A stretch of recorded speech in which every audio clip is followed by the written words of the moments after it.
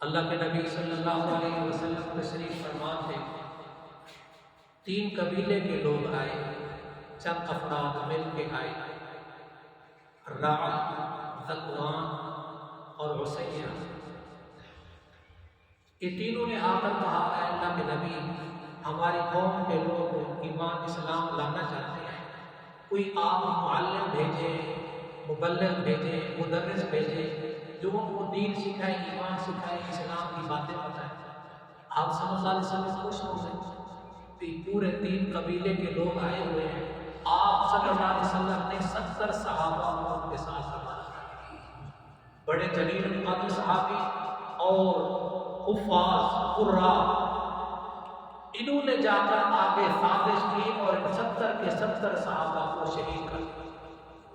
آقا صلی اللہ علیہ وسلم کو جب اطلاع ملی تو صحیح بخاری میں آتا ہے، دعا رسول اللہ علی الذین قتلوا اصحاب البعیر معونۃ غداۃ او صباحا۔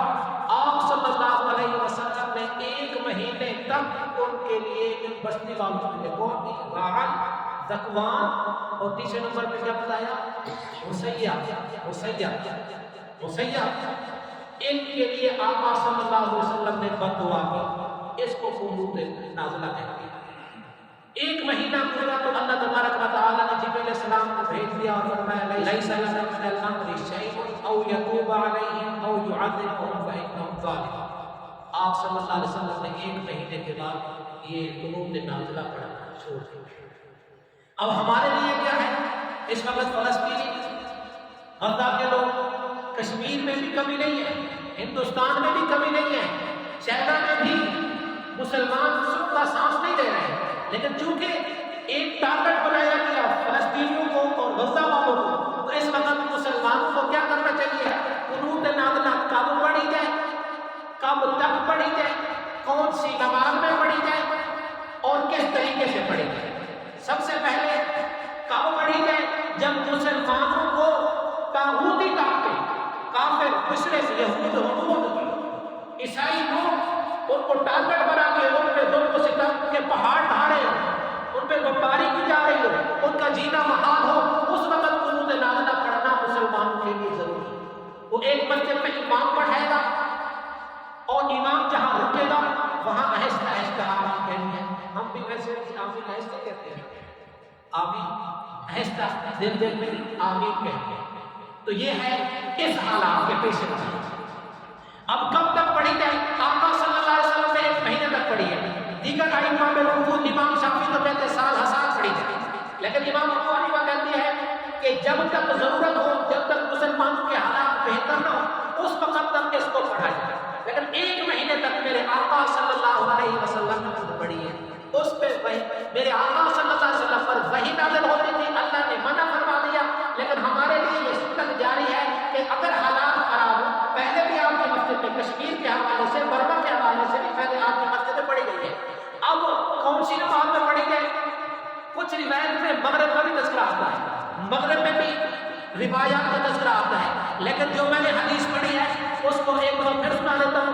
دعا رسول اللہ علی الذین قتلوا اصحاب بعیر معونۃ غداۃ او صباحا۔ آقا صلی اللہ علیہ وسلم نے فجر میں پڑھی ہے۔ اب پڑھنے کا کون سی جگہ پہ پڑھنی ہے؟ کہ جب دوسری رکعت میں رکوع کے بعد قوما میں کھڑا ہونا ہے اس وقت پڑھنی ہے، وہ دعائے الفاظ ہیں۔ اب اگلا مسئلہ ذہن میں آتا ہے کہ ایک آدمی تحیات میں آ کے شریف ہوا تو اس نے تو قنوت نازلہ نہیں پڑھی، اس کا کیا ہوا؟ کوئی پرابلم نہیں ہے، وہ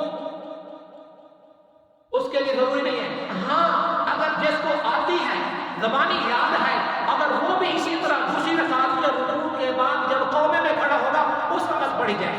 اب قنوت نازلہ کے پڑھنے کے بھی طریقے ہیں، انداز کھڑے ہو کے رکوع کے بعد تو پڑھنی ہے، یہ تو اب بات سمجھ آ رہی ہے۔ اب ہاتھ اٹھا کے بھی کچھ لوگ پڑھتے ہیں، سارے امام بھی ہاتھ اٹھاتا ہے کچھ طریقہ، اور کچھ ہاتھ باندھ کے پڑھتی ہیں، دوبارہ رکوع کے بعد ہاتھ باندھتے ہیں، لیکن احناف کے نزدیک جیسے قومے میں اپنی حالت میں کھڑا ہے اسی حالت میں کھڑے کھڑے پڑھنا ہے، ہاتھ نیچے ہو۔ جس وقت قنوت نازلہ مکمل ہو جائے اللہ اکبر کہتے ہوئے سجدے میں چلا جائے گا اور نماز مکمل کرے گا۔ تو اس میں ہے کیا؟ آپ صلی اللہ علیہ وسلم نے